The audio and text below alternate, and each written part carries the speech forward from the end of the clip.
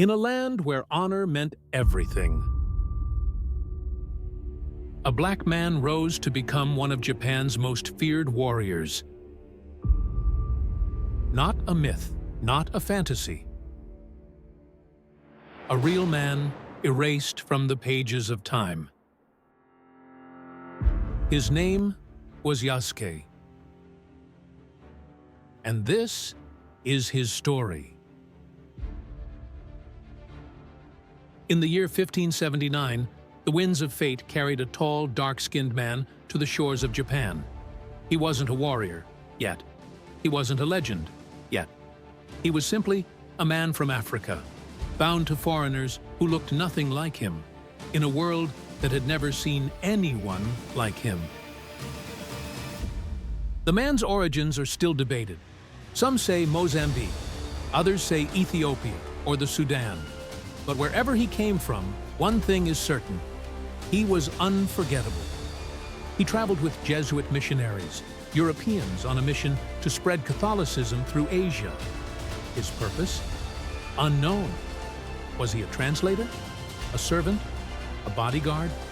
Perhaps all three. But his presence was so commanding that when they entered the port city of Kagoshima, the entire town stopped. Not metaphorically, literally. Men dropped tools, women gasped, children screamed and climbed over each other just to glimpse his skin, black as obsidian, unscarred by shame, proud in posture. Some believed he was a deity. Others feared he was a demon. The local warlord, Oda Nobunaga, heard the rumors within hours. Oda Nobunaga wasn't like the others. A revolutionary in the chaotic Sengoku era, he aimed to unify Japan under one rule, his. Ruthless, brilliant, and curious, Nobunaga ruled with fire and thought like water. He didn't fear outsiders, he studied them. And when the Jesuits brought this towering African man to his court, Nobunaga demanded he be washed in front of everyone. You heard that, right? Washed. He thought the blackness was painted on. When water ran over his skin and nothing changed, Nobunaga didn't laugh. He didn't mock. He was fascinated. Here stood a man taller than any samurai, stronger than his strongest guards, fluent in multiple tongues, trained in combat. And yet, humble. Nobunaga wasn't just impressed. He was intrigued. And in a moment that would change history, he ordered the African man to stay. His name was Yasuke. And for the first time, a black man walked through the palace gates of one of Japan's greatest warlords. Not as a slave, not as a curiosity, but as a guest. Yasuke's days at court were filled with awe and whispers. Samurai stared. Servants avoided eye contact. But Yasuke, he watched, he learned, and he listened. In time, Nobunaga saw something in him most others didn't. A warrior's spirit. He gave Yasuke armor. He gave him a sword. He gave him command. But that's getting ahead of ourselves. Before the sword, before the armor, there was the test. Nobunaga was a man of war.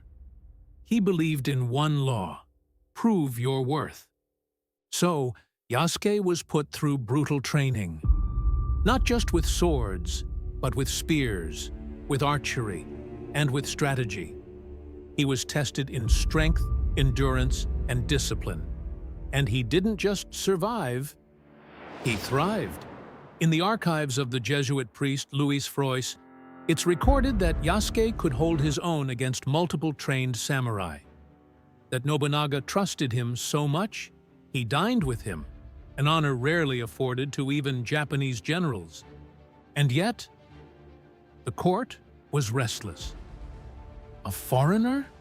A black man? Made equal to us? Their whispers hissed like vipers in the shadows. But Nobunaga didn't care. He was building a new Japan, one where loyalty meant more than lineage. and Yasuke had earned his place. One day, during a skirmish with rival clans, Nobunaga was ambushed.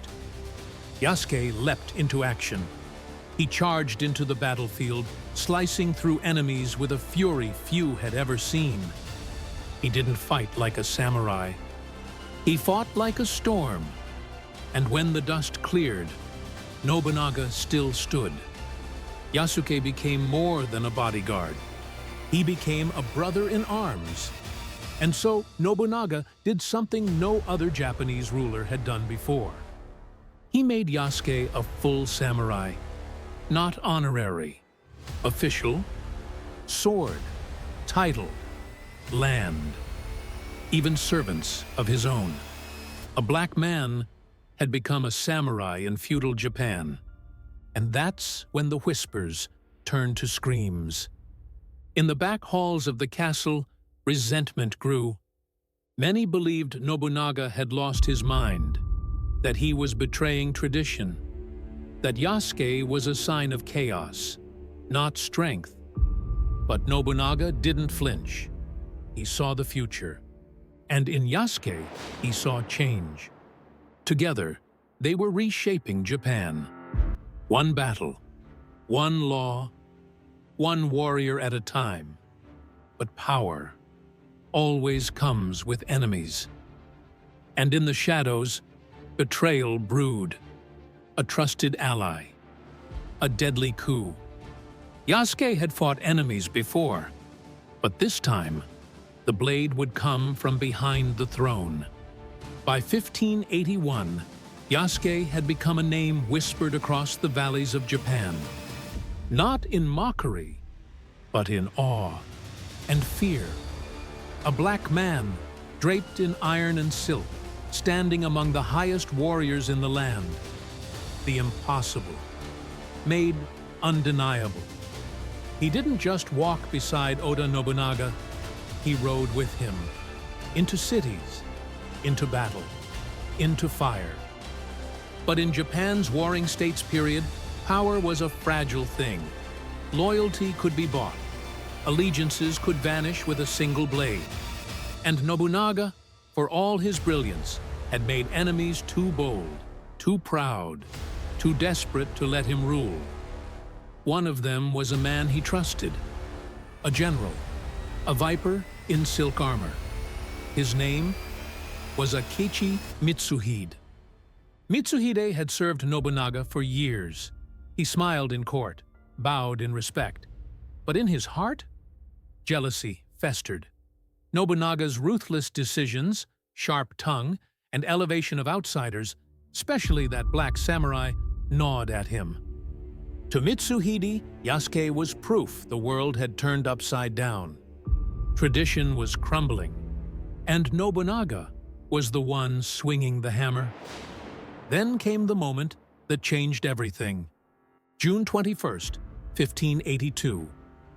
Oda Nobunaga and a small entourage, including Yasuke, arrived at Honnoji Temple in Kyoto, a peaceful retreat. No army, no protection. They were to rest. But Mitsuhide had other plans. At dawn, the sound of hooves and steel shattered the morning air. Mitsuhide's forces, thousands strong, surrounded the temple.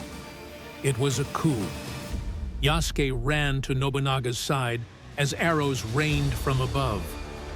But they were outnumbered, trapped. Nobunaga looked to Yasuke, not with fear, but with calm. "This is fate," he said. "I ask one thing. Buy me time." Yasuke nodded. Sword drawn, heart steady, he charged into the storm. In the narrow halls of Honnoji, Yasuke became a beast. He fought like a man possessed. Cutting down wave after wave of traitors, he carved a path soaked in blood. But for every man he struck down, two more came. And Nobunaga set fire to the temple. Rather than be captured or paraded by his enemies, Nobunaga chose the samurai's final act, seppuku.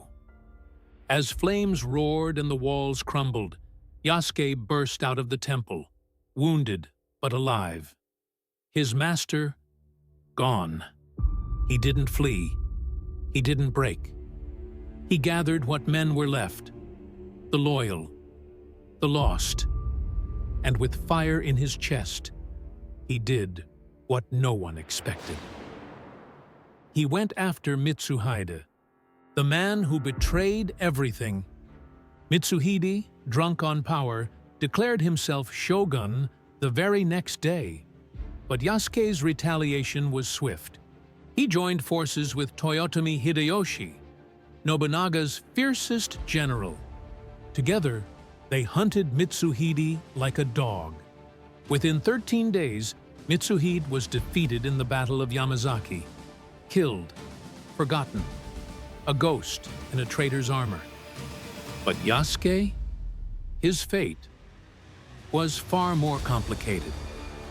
After Nobunaga's death and Mitsuhide's fall, Japan was in chaos again. And in that chaos, there was no place for a foreign samurai. Hideyoshi, now the most powerful man in Japan, did not trust Yasuke. Some say he saw him as a threat. Others say he simply saw him as not Japanese.